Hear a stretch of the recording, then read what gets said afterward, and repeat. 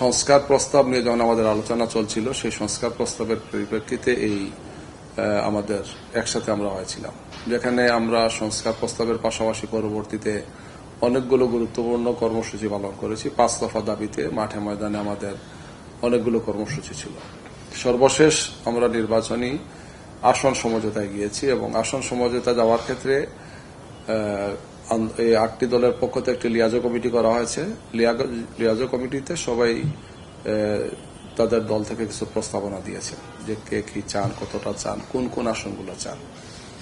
তো এটা নিয়ে প্রায় দীর্ঘ 1 মাস আলোচনা হয়েছে, একসাথে আলোচনা হয়েছে, পার্টি টু পার্টি আলোচনা হয়েছে, প্রস্তাবগুলো তৈরি করা হয়েছে, যার আলোকে আমরা 28শে ডিসেম্বর প্রথম প্রেস কনফারেন্স করলাম। 29শে ডিসেম্বর এই প্রস্তাবনার আলোকেই বা সমঝোতার আলোকেই নমিনেশন সাবমিট করা হলো।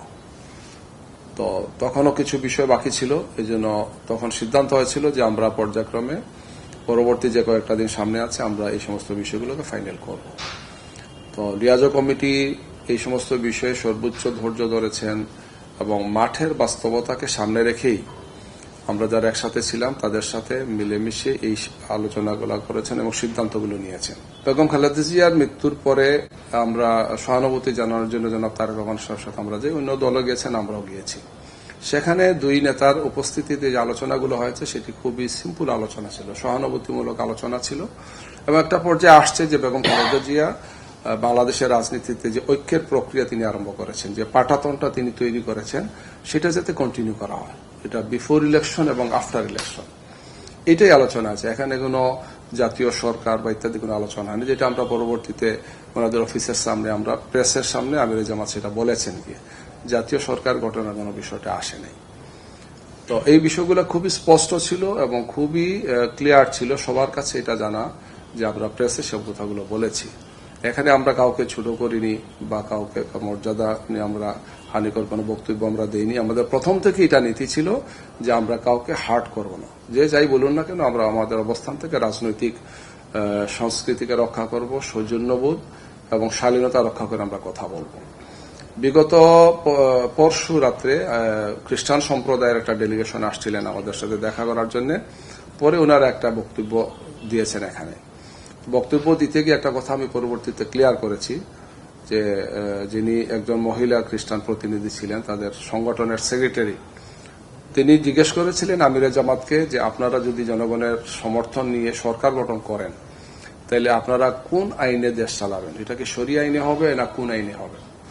তো এই বিষয়টা আমিরে জামাত ক্লিয়ার করেছেন যে দেশ পরিচালনার জন্য বাংলাদেশের একটা সংবিধান আছে, বিদ্যমান আইনি কাঠামো আছে, দেশ পরিচালনার জন্য এই আইনেই দেশ পরিচালনা করা সম্ভব। এই বিষয়টি তাকে ক্লিয়ার করেছেন এবং এই ধরনের প্রশ্ন বিভিন্ন ডিপ্লোম্যাটরা আমাদেরকে করেন যে আপনারা আপনাদের অবস্থান থেকে যদি সরকার গঠন করেন তাহলে আপনাদের ভূমিকাটা কি হবে। শুধু আমি পরবর্তীতে এটা আবার যেহেতু দেখলাম যে বিভিন্ন মিডিয়াতে একটু ভিন্নভাবে এটা আসছে, পরবর্তীতে আমি বিবৃতি দিয়েছি এবং এই বিষয়টাকে স্পষ্ট করেছি, ক্লিয়ার করেছি আপনাদের সামনেই।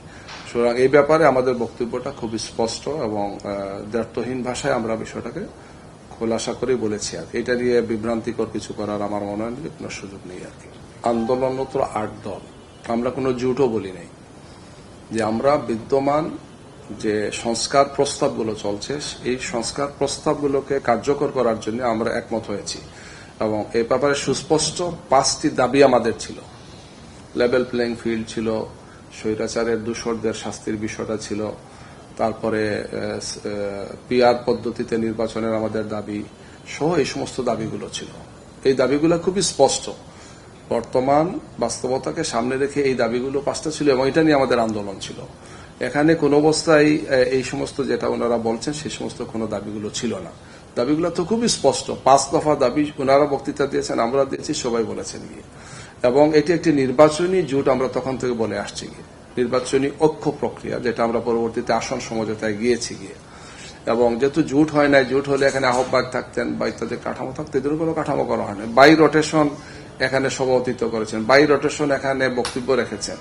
এইভাবে একটা বলা যায় যে সুন্দর একটি রাজনৈতিক সংস্কৃতির বহিঃপ্রকাশ ছিল।